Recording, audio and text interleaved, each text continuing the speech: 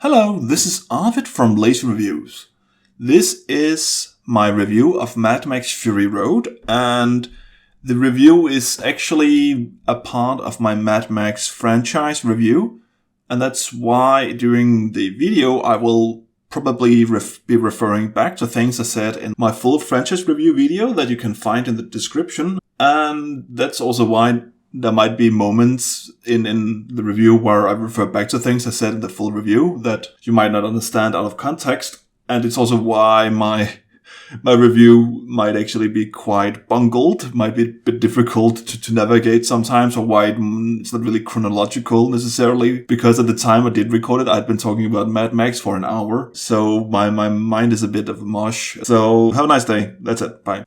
So Mad Max Fury Road came out in 2015. It's still has, I think the chronology of it is weird because I'm not sure if it's meant to be a direct sequel to the third film or to the first film or to be a remake because, I think for good reasons, Mel Gibson is no longer playing Mad Max. Instead, they have cast Tom Hardy in that role. I don't dislike his performance, but it's not even that Mel Gibson gave a brilliant performance. It's just a more memorable performance, I think.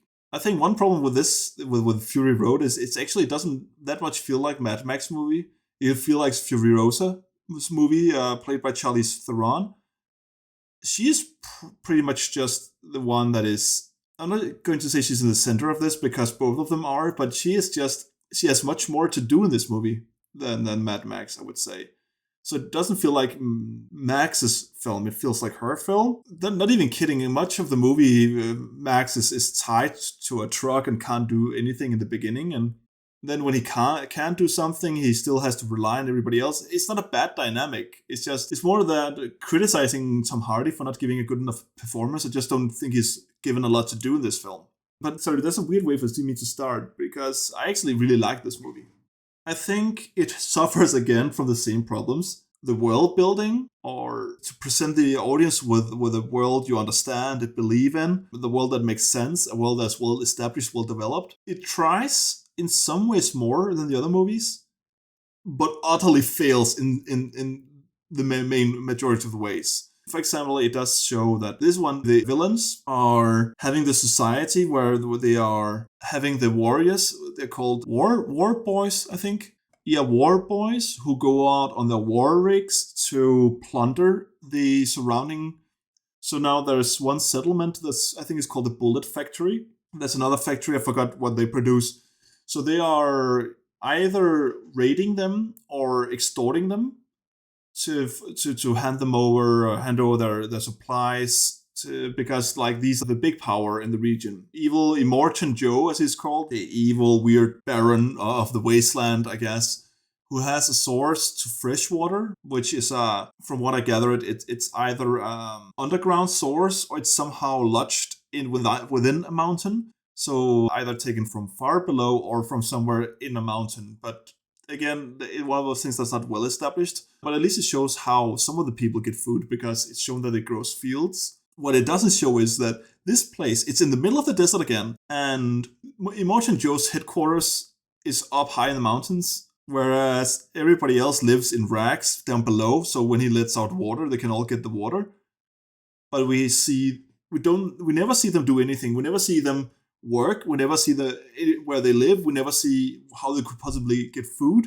So for all the movie shows us, these people are plants just being watered by Immortan Joe, and that's the entire existence.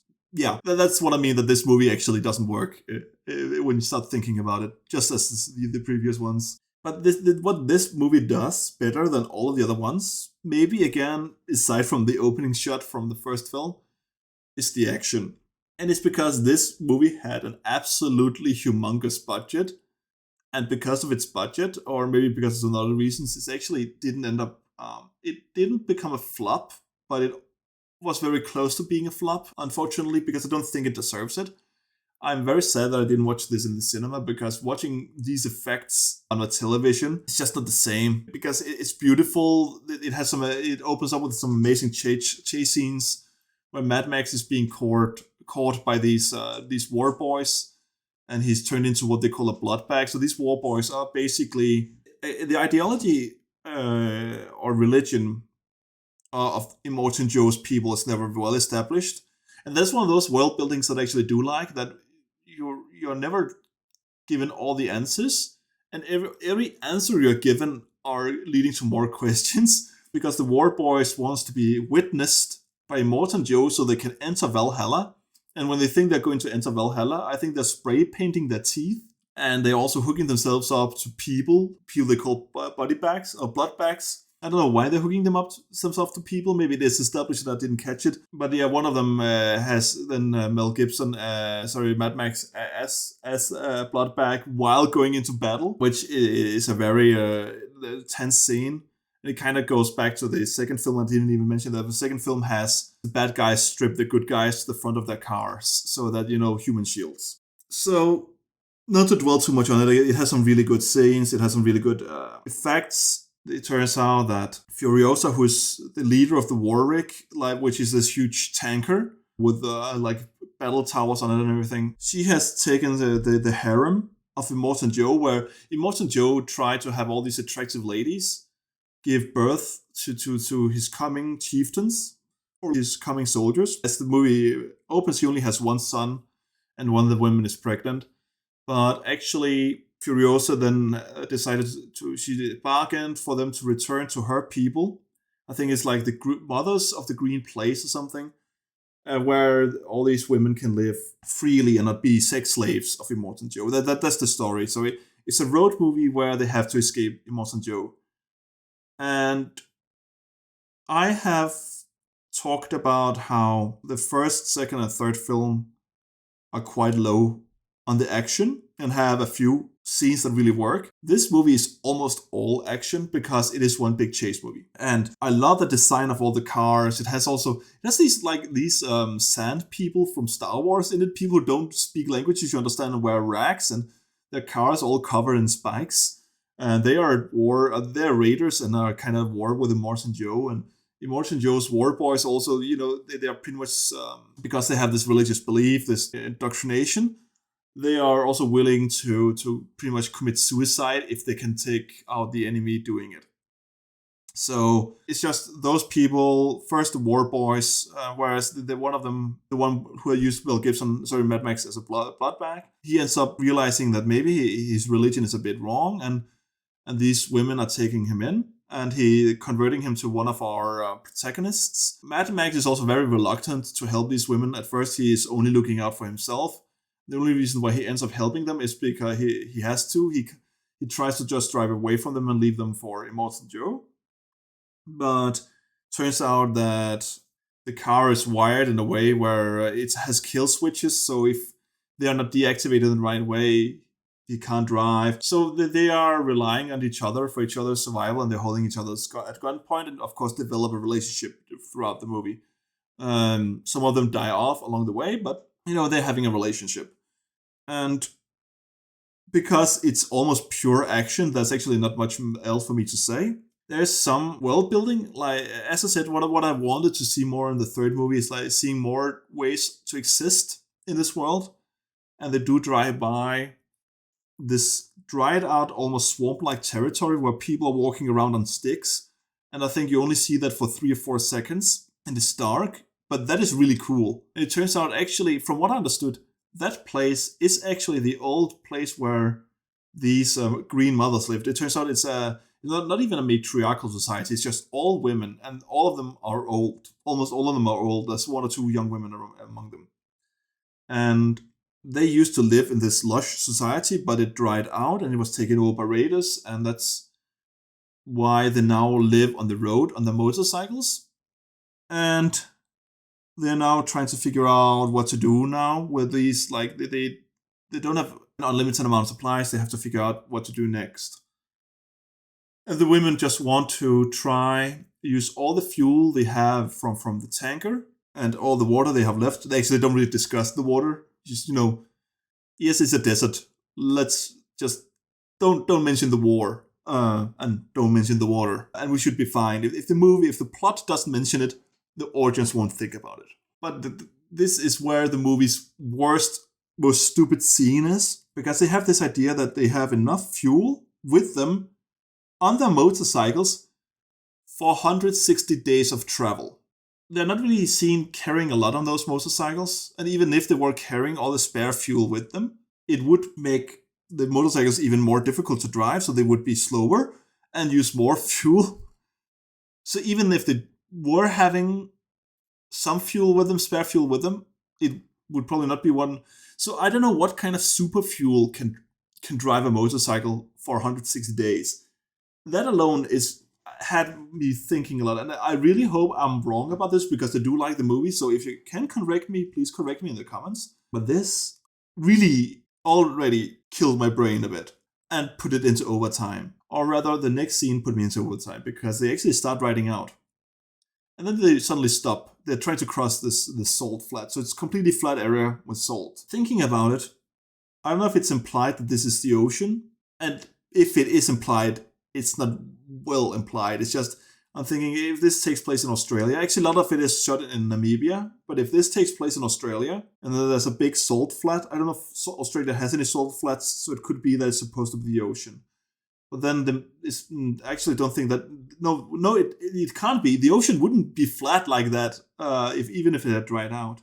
So no, it can't be it. So no, it's not the ocean. It's just I was trying to save this movie from disgrace, but I can't. There's nothing excusable about this. So they drive out and they suddenly stop, and then all the women say, "Actually, we talked about this, and we want to go to try and take over Immortan Joe's place." First of all, how are they talking about it while riding on the motorcycles? Like that's a lot of noise. You can't talk. They don't have any intercom or anything, so they have to yell to each other. So they probably talked about it before riding out. But why did they already waste time and fuel riding out if they already agreed on this? That alone is really stupid. But what Mad Max says next blew my mind. He says, "What I do know," because I think he actually, it's either him or Furioza who has to try and convince them to actually go back and take away Immortan Joe's place because they have all the water and everything. So they know there are supplies there, and they also know he's weakened because they killed so many of his men. So the sentence being said is, "What I do know is if you drive 160 days in that direction across the salt flats, you won't find anything." So I did some Googling and some research.